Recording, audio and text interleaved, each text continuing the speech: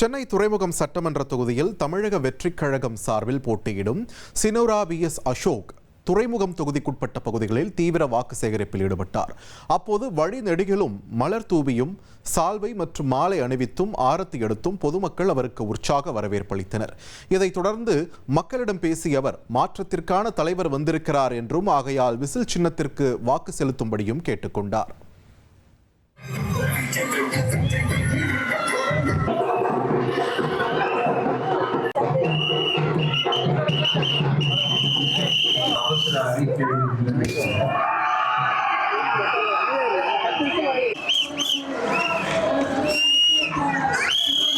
இதுக்கெல்லாம் என்ன கைமாறு கூட தெரியலமா.